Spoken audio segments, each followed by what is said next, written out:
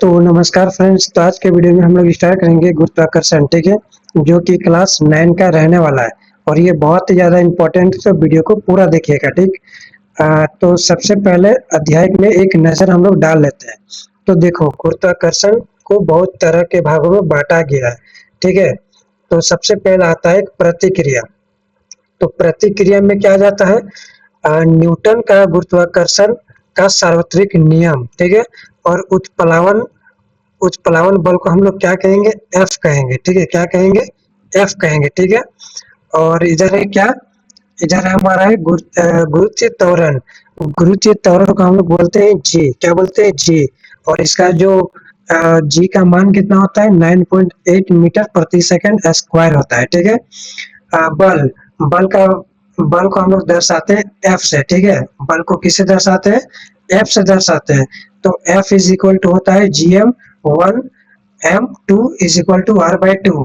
प्रमोद दाब P P F A, P का मतलब होता है FA, P का मतलब होता है दाब, F का मतलब होता है फोर्स यानी कि बल, A का मतलब होता है एरिया यानी कि क्षेत्रफल, ठीक है। G का बताए थे अभी यहाँ पे RGM, ठीक है। RGM पृथ्वी की त्रिज्या, ठीक है। क्या होती है, पृथ्वी की त्रिज्या। और ये पृथ्वी का द्रव्यमान, M का मतलब होता है मास यानी कि पृथ्वी का द्रव्यमान, और जी का मतलब होता है गुरुत्वाकर्षण स्थिरांक, ठीक है। और आर का मतलब होता है रेडियस यानी कि पृथ्वी की त्रिज्या। आ गया समझ में। अब यहाँ से बनता है W. W is equal to होता है एम गुना जी यानी कि मास गुना गुरुत्वाकर्षण, यानी कि इसको हिंदी में अगर हम लोग बोलेंगे तो द्रव्यमान गुना गुरुत्वीय त्वरण, ठीक है। क्या बोलेंगे, गुरुत्वीय त्वरण बोलेंगे, ठीक। उसके बाद यहाँ पे आता है गुरुत्वाकर्षण स्थिरांक। तो गुरुत्वाकर्षण स्थिरांक का मान कितना होता है, 6.67 इंटू 11 का power 11 Nm square kg square, ठीक। अब यहाँ से आता है बढ़िया टॉपिक। तो वीडियो को पूरा देखिएगा, क्योंकि इस चैप्टर से अगर आप लोग पढ़ लिए तो कहीं भी कुछ से कुछ भी नहीं छूटने वाला है, ठीक। अब हम लोग यहाँ पे देखते हैं पृथ्वी का गुरुत्वाकर्षण बल, ठीक है। अगर अगर हम कोई एक पत्थर बिना धक्के दिए फेंकते हैं, ठीक, एक ऊंचाई से वह पत्थर पृथ्वी की ओर त्वरित होता है। जब पत्थर धरती की तरफ त्वरित होता है तो पता चलता है कि कोई एक बल उस पत्थर पर लग रहा है, ठीक है। अब यहाँ पे देखते हैं कुछ पॉइंट है, तो पॉइंट को आप लोग ध्यान से देखिएगा। वह बल जो किसी भी वस्तु को घेरती यानी कि धरती के केंद्र की तरफ खींचता है उसे पृथ्वी का गुरुत्वाकर्षण बल कहते हैं। देखो, आप लोग ऊपर चढ़ने की कोशिश करना, ठीक है। ऐसे उछलोगे हवा में, ऐसे उछल के देखना, ठीक है। ऐसे उछल के देखोगे तो क्या होगा, ऐसे उछल के देखोगे ऐसे, तो क्या होगा, आप लोग नीचे की तरफ आओगे। उससे क्या करता है, गुरुत्वाकर्षण बल जो होता है वो नीचे की ओर जाता है, ठीक है, नीचे की ओर खींचता है, ठीक। अब देखते हैं हम लोग अगला पॉइंट। इसका मतलब है कि पत्थर भी धरती को आकर्षित करता है, यानी इस ब्रह्मांड में सभी वस्तुएं एक दूसरे को आकर्षित करती है, ठीक है। अब हम लोग पर दूसरा पॉइंट की ओर देखते हैं। तो देखो यहाँ पे दूसरा पॉइंट में क्या है, सर आइजैक न्यूटन, एगो न्यूटन नाम का एक आदमी था। न्यूटन ने क्या किया, न्यूटन ने गुरुत्वाकर्षण का नियम दिया, जिसे इन्होंने 1687 में प्रतिपादित किया था, ठीक। न्यूटन का गुरुत्वाकर्षण का नियम, न्यूटन के गुरुत्वाकर्षण के नियम के अनुसार दो पिंडों के बीच गुरुत्वाकर्षण बल उनके द्रव्यमान के गुणनफल का अनुक्रमानुपाती और उनके बीच की दूरी के वर्ग का व्यक्त क्रमानुपाती होता है, यानी कि व्यक्त क्रमानुपाती होता है। तो देखो, ये चीज आप लोग याद कर लेना, ठीक है। ये चीज आप लोग याद कर लेना, क्योंकि ये एग्जाम में पूछता है सर आइजैक न्यूटन कौन था, कैसे दिया था, सीधा पूछ देगा सर आइजैक न्यूटन के बारे में टिप्पणी करें, ठीक है। इसीलिए मैं याद करने बोल रहा हूँ। अब देखते हैं हम लोग अगला प्रश्न। यदि दो पिंडों का द्रव्यमान M1 और M2 है और उनके बीच की दूरी d हो, तो उनके बीच का गुरुत्वाकर्षण बल, तो F इज इक्वल टू होता है M1 M2 और D2, ठीक है। या क्या होता है, F is equal to GM1 M2 या D, ठीक है, ये बहुत ही ज्यादा, ये दोनों जो है सो बहुत ही ज्यादा क्या इम्पोर्टेंट है। अब व्युत्पत्ति गुरुत्वाकर्षण का नियम, ठीक है, उत्पत्ति गुरुत्वाकर्षण का नियम। तो यहाँ पे ए है, यहाँ पे बी है। ए का मतलब होता है m1, डी यानी कि इसके बीच का क्या होता है, ये दूरी, और m2। ठीक, अब देखते हैं यहाँ पे, मान लेते हैं m1 और m2 द्रव्यमान की दो वस्तुएं ए और बी एक दूसरे से d दूरी पर है। देखो यहाँ पे है, ये ए है और ये क्या है, ये बी है, एक दूसरे के क्या में दूरी में है। दोनों वस्तुएं के बीच आकर्षक बल F होता है न्यूटन के गुरुत्वाकर्षण के नियम के अनुसार। तो देखते हैं हम लोग यहाँ पे अब नियम। ठीक, देखो सबसे पहला है, दो वस्तुओं के बीच बल उनके द्रव्यमानों के गुणनफल व्यक्त क्रमानुपाती होता है, अर्थात m1 m2। ठीक है, अब दूसरा में देखते हैं, दो वस्तुओं के बीच बल उनके बीच दूरी के वर्ग के व्यक्त क्रमानुपाती होता है, अर्थात 1/d2। ठीक है, इसका समीकरण ये हो जाएगा। ठीक है, इसका समीकरण क्या हो जाएगा, ये हो जाएगा। तो आप लोग याद कर लेना ये। अब देखो यहाँ पे कुछ इंपॉर्टेंट है, एफ की इकाई, एफ की इकाई न्यूटन, एम की इकाई केजी और डी की इकाई एम। ये चीज आप लोग याद कर लेना क्योंकि ये चीज एग्जाम में पूछ चुका है। ठीक है, अब गुरुत्वाकर्षण बल यानी कि F G into m1 m2 by d2। ठीक है, जहां पर जी जो है सार्वत्रिक गुरुत्वाकर्षण स्थिरांक कहलाता है। जी क्या है यहाँ पे, जी क्या है, गुरुत्वाकर्षण स्थिरांक कहलाता है। जी को हम लोग किससे दर्शाते हैं, गुरुत्वाकर्षण स्थिरांक से दर्शाते हैं। इसका मान किन्हीं भी दो वस्तुओं के लिए सभी स्थानों पर समान होता है, यानी कि दो वस्तुएं है, मान लो यहाँ पे एक वस्तु है, यहाँ पे एक वस्तु है, ये दोनों वस्तुएं का डिस्टेंस क्या होगा, समान होगा। ठीक है, तो ये चीज आप लोग याद होना चाहिए। अब जो इसका जो स्थानों का दूरी होता है, इसका मान क्या होता है, 6.67 इंटू 10⁻11 nm² kg²। तो ये याद हो जाना चाहिए। ठीक है, ऐसा एग्जाम में पूछता है। जी को सार्वत्रिक स्थिरांक कहते हैं, जी को क्या कहते हैं, सार्वत्रिक स्थिरांक भी कहते हैं। और जी को हम लोग किसे दर्शाते हैं, गुरुत्वाकर्षण से दर्शाते हैं, याद होना चाहिए। ठीक, क्योंकि इनका मान मध्यवर्ती मध्य की प्रवृत्ति या तापमान या अन्य किसी प्रवृत्ति पर निर्भर नहीं करता है।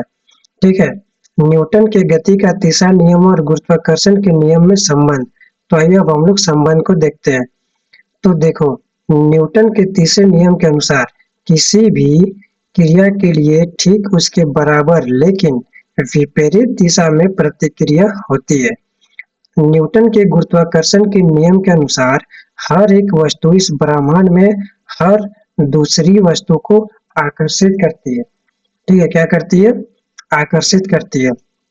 ठीक, आप लोग ऊपर की तरफ आप लोग ऊपर की तरफ पत्थर फेंकना। ठीक है, वो कुछ देर बाद क्या आ जाएगी, नीचे आ जाएगी। ठीक है, आप लोग मान लो यहाँ पे, ठीक है, यहाँ से आप लोग ऐसे करके पत्थर फेंकना, देखना वो धीरे धीरे नीचे आ जाएगी। ठीक है, ये क्या है हमारा, ये जमीन है। ठीक है, तो यहाँ से जब आप लोग पत्थर को ऐसे फेंके और यहाँ पे आप लोग ऐसे नीचे आ गया, यानी कि यहाँ पे गुरुत्वाकर्षण बल है हमारे सौर मंडल में। ठीक है, तो यही होता है गुरुत्वाकर्षण। तो ये चीज आप लोग याद कर लेना। स्वतंत्र रूप से गिरा पत्थर और धरती एक दूसरे को आकर्षित करते हैं। पृथ्वी के उन अपने केंद्र की ओर खींचता है, लेकिन न्यूटन के गति के तृतीय नियम के अनुसार पत्थर द्वारा पृथ्वी को अपनी ओर खींचना चाहिए और वास्तव में पत्थर भी पृथ्वी की ओर तरफ खींचता है। ठीक है, पृथ्वी क्या करता है, ये भी खींचता है। तो ये बहुत ही ज्यादा इम्पोर्टेंट है। तो F is equal to M है, ये जो है बहुत ही ज्यादा इम्पोर्टेंट है, तो ये चीज याद हो जाना चाहिए। ठीक है, अब लोग देखते हैं, पत्थर का द्रव्यमान कम होने के कारण उसके वेग में त्वरण यानी कि 9.8 ms² होता है, लेकिन पृथ्वी का द्रव्यमान अधिक होने के कारण उसका त्वरण 1.65 इंटू 10⁻24 ms², जो इतना कम होता है कि अनुभव ही नहीं हो सकता है। ठीक है, तो ये चीज भी याद हो जाना चाहिए। अब हम लोग देखते हैं गुरुत्वाकर्षण के सार्वत्रिक नियम का महत्व। तो देखते हैं कि इसका क्या क्या महत्व है। ठीक, सबसे पहला पॉइंट है, हमें पृथ्वी से बांधे रहने वाला बल, ठीक है। तो सबसे पहला तो हमें पृथ्वी से बांधने वाला क्या है, बल है, जो हमारे इसको क्या बोलेंगे, गुरुत्वाकर्षण बोलेंगे। पृथ्वी के चारों ओर चंद्रमा की गति, पृथ्वी के चारों ओर क्या हो रहा है, चंद्रमा गति कर रहा है, ठीक। सूर्य के चारों ओर ग्रहों की गति, सूर्य के चारों ओर क्या लग रहा है, ग्रहों की गति कर रहा है। चंद्रमा और सूर्य के कारण ज्वार भट्टा, चंद्रमा और सूर्य के जो बीच में ज्वार भाटा, ज्वार भाटा का मतलब होता है जो चंद्रमा और सूरज के बीच में जो समुंदर रहता है, गुरुत्वाकर्षण बल खींचता है, तो चंद्रमा अपने ओर खींचती है, ठीक है। क्या करती है, अपने ओर खींचती है, और वो पानी अचानक से ऐसे करके छोड़ देती है, तभी ज्वार, उसको ज्वार भाटा बोलते हैं। जब ऊपर जाता है तो ज्वार और नीचे आता है तो भाटा, ठीक है। तो ये चीज याद होना चाहिए। अब देखते हैं मुक्त पतन। जब किसी वस्तु को ऊपर की ओर फेंका जाता है, तब यह एक निश्चित ऊंचाई तक पहुंचकर नीचे की ओर गिरना आरंभ कर देती है, क्योंकि उस पर पृथ्वी का गुरुत्वाकर्षण बल आरोपित होता है। आप लोग पत्थर को ऊपर फेंकिएगा तो वो कुछ देर बाद नीचे आ जाएगा, यही है गुरुत्वाकर्षण, ठीक है। अब हम लोग देखते हैं मुक्त पतन। किसी वस्तु का पृथ्वी के गुरुत्वीय बल के प्रभाव में पतन, गिरना, पतन का मतलब होता है कि गिरना, मुक्त पतन कहलाता है। किसी भी वस्तु का जो पृथ्वी के गुरुत्वीय बल का जो प्रभाव होता है, उसको जब वहां नीचे गिर जाता है तो हमको क्या बोलते हैं, उसका पतन हो गया है।